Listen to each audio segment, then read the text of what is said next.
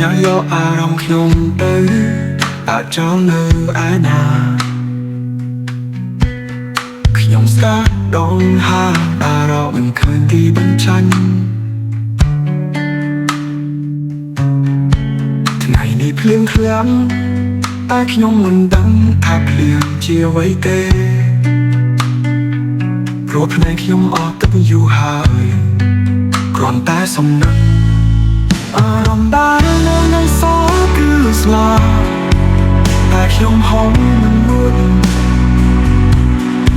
ខ្ញុំដួលដោយគ្មានអ្នកចាប់ហើយនឹងក៏មិនដែលមានមកមើល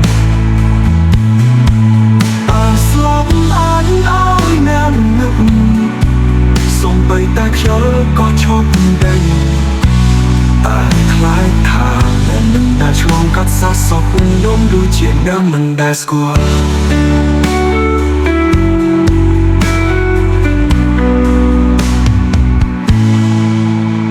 ខ្ញុំព្យាយាមសរសេរសំបុត្រត្រន់ប៉ុន្តែសរគ្រប់ទោះហាជាស្លាប់ជាអ្នកដែលយកនៃពីអក្សរទាំងអខ្ញុំសារលើកទូរស័ព្ទតែលេខអ្នកឥឡូវនេះគឺជាភាពស្ងាត់ខ្ញុំដឹងថាអ្នកនឹងមិនដែលឆ្លើយអារម្មណ៍ដែលនៅសល់គឺស្លាប់តែខ្ញុំហងមិនលួច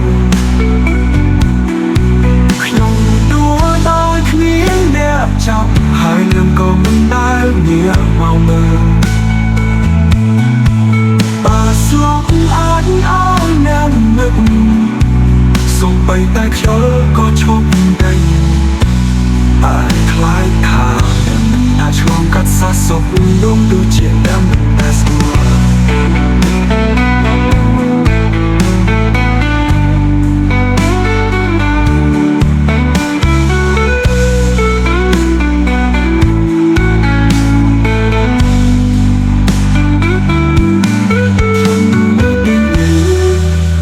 ចាំដល់ថ្ងៃដែលខ្លួនប្រែជាធូលី